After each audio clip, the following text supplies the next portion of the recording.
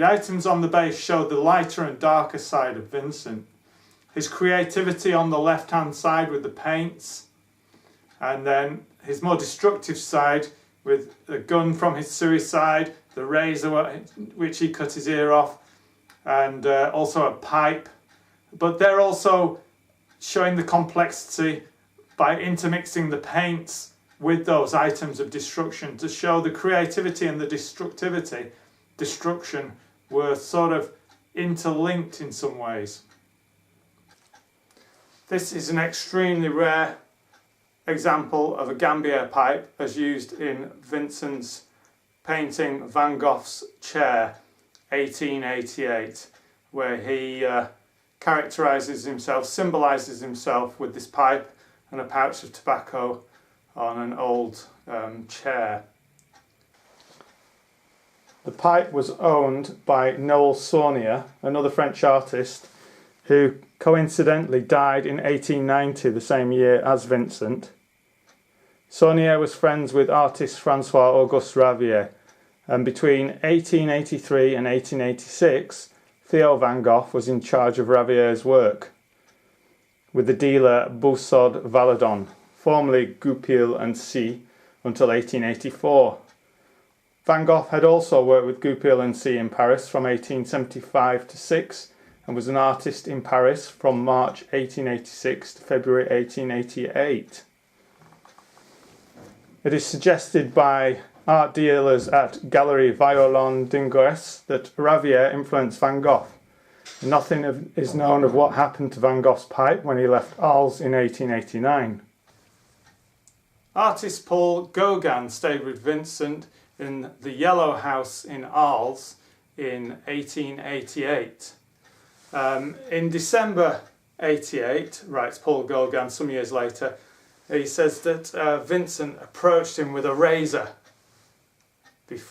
cutthroat razor, before going back to the Yellow House to cut off his ear. The exact kind of blade that was used is not known. However, this is a crop razor. It has ground in Hamburg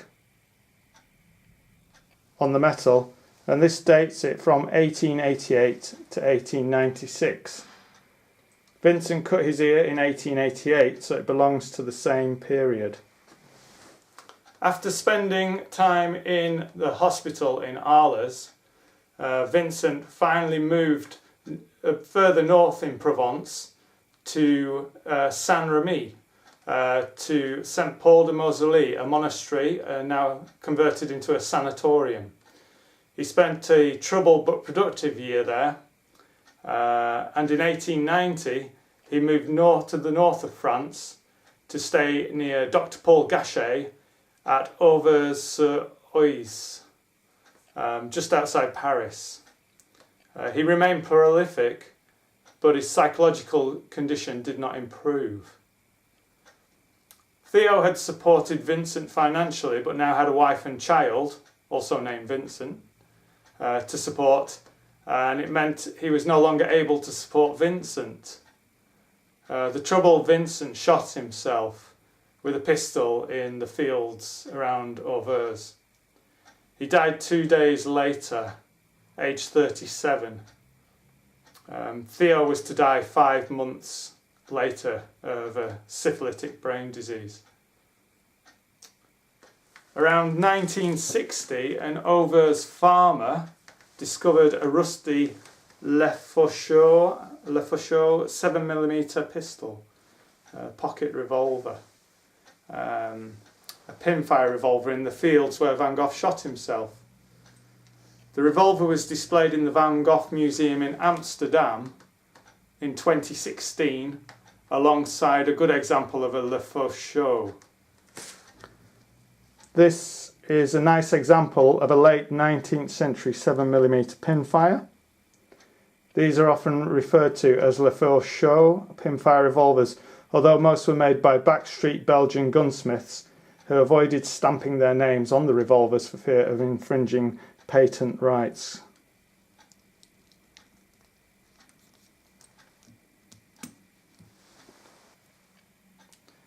This small French paint box and contents, boîte de peinture, belonged to Marguerite Salvetat, whose name and the date 1896 is written in the top inside corner.